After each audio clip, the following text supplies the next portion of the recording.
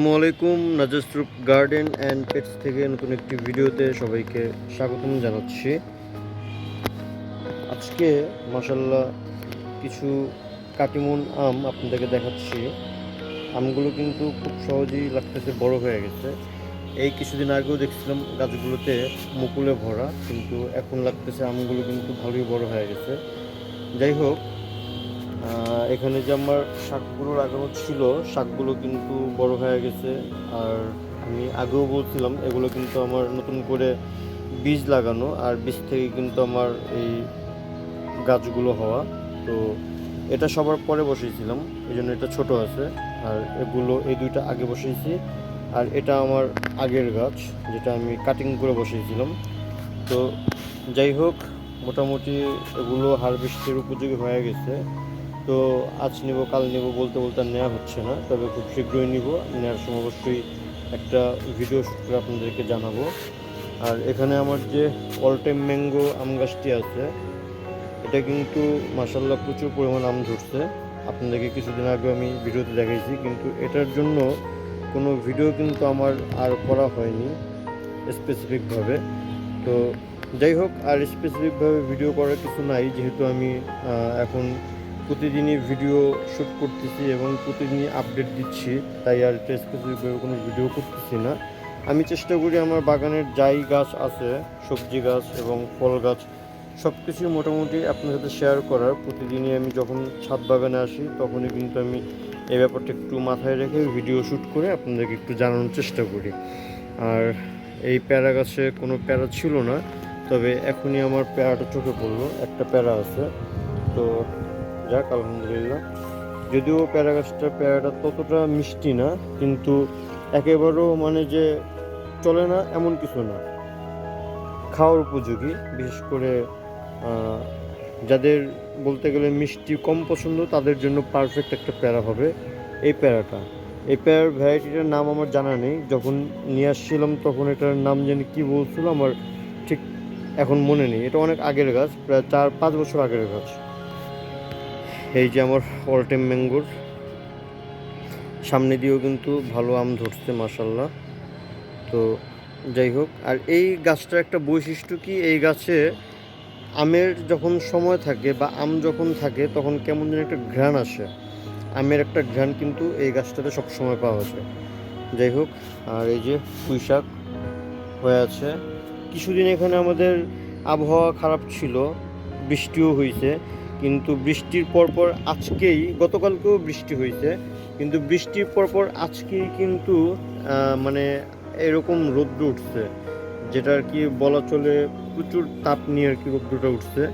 তো এই রৌদ্রে যেহেতু উঠছে, তো আমারও অনেক কাজ জমে আছে, কারণ টানা কিছুদিন বৃষ্টি হওয়ার কারণে কিন্তু অনেক কাজ আমার জমে আছে। আপনারা জানেন আমি কিছু টবের থেকে মাটি উঠেছিলাম, নতুন করে মাটিও দিতে পারিনি, মাটিটা শুকাতেও পারিনি রোদে দিয়ে। তো সবই আজকে করতে হবে, কারণ যেহেতু রোদ উঠছে আজকে। তো যাই হোক, আর এই হচ্ছে সবজি গাছ বলতে ভেন্ডি গাছটা। ভেন্ডি গাছ কিন্তু ভালো বড় হচ্ছে, এবং ভেন্ডি কিন্তু এখনও মাশাল্লাহ হয়ে আছে। এই দেখেন এই ভেন্ডিটা কত বড় হয়েছে, একটু দেখেন আপনারা, দেখছেন অনেক বড় হচ্ছে কিন্তু ভেন্ডিটা। গতকালকে আমি ছাদ বাগানে বলতে গেলে একেবারেই আসিনি, একদিন পরে আজকে আসলাম। আর সবচেয়ে বড় কথা, আপনারা একটু বুঝে নেন, গতকালকে ছিল আমাদের কি বলবো, শুধু আমাদের এখানে না, পুরো বাংলাদেশের একটা বড় একটা ব্যাপার ছিল গতকাল। তো এই জন্য গতকালকে যেহেতু আগস্টের 5 তারিখ ছিল, তাই আর আপনাদের নতুন করে বলার কিছু নাই। এটা বাংলাদেশের কেন, বহির্বিশ্বের সবাই কিন্তু বাংলাদেশের ব্যাপারে আগস্টের 5 তারিখটাকে অন্যভাবেই এখন জানে, যে স্বাধীন দেশ এরকম কিছু একটা জানে। আর এরকম কিছু একটা হয়েছেও অবশ্য এই জন্য। তো যাই হোক, গতকালকে আমাদের ছাদে তেমন ওঠা হয়নি, আর বাহিরেও যাওয়া হয়নি। কালকে একটু পরিবেশটা অন্যরকম ছিল।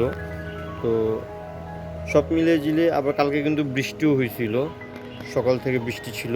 সকাল থেকে বলতে প্রায় 9টা না 10টার পরই, হ্যাঁ 10টার পর বৃষ্টি হয়েছে। তো যেহেতু বন্ধের দিন, আরও কারফিউ ঘোষণা করছে, অনির্দিষ্টকালের জন্য। তো দেখা যায় যে ঘুম থেকে ওঠাটাও একটু দেরিতে হয়েছে, প্লাস সব কিছু একটু কেমন জানি অলস অলস একটা ভাব ছিল। তো সব মিলে যখন পরে বৃষ্টি হয় আর ছাদ ওঠা হয়নি, আর তারপর দুপুরের পর থেকে যখন একটা মানে খবর সবার কাছে পৌঁছায়া যায়, সেটা হচ্ছে এরকম মানে দেশ স্বাধীনের ব্যাপার যেটা, তো সব মিলায় জিলায় দেখা যায় যে আর ছাদ বাগানে তেমন ওঠাও হয়নি আর ছাদে আসাও হয়নি। তো এই জন্যই কালকে আসা হয়নি, একদিন পর আজকে আসলাম। তো দেখি কিছু কিছু সবজি আজকে হারভেস্ট করব। আর এই তো আজকের মতো আর ভিডিওটি বড় করব না, তবে হ্যাঁ আরেকটা কথা একটু বলে নিই।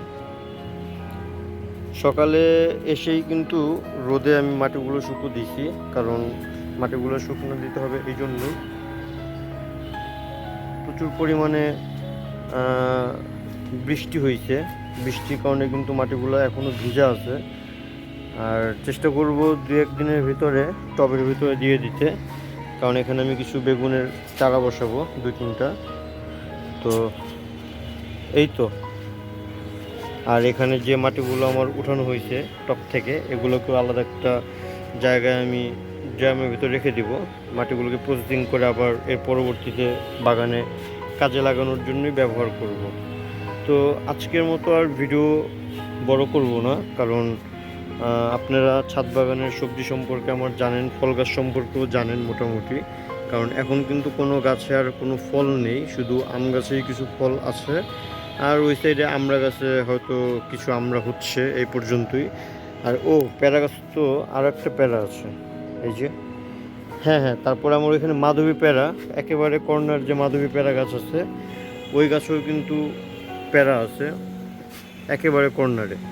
তো যাই হোক, ওইসব ব্যাপারগুলো আর আজকে আলোচনা করব না, ইনশাল্লাহ পরবর্তী ভিডিওতে ওগুলো আবার দেখানো হবে। তো আজকে ভিডিওটি এই পর্যন্তই।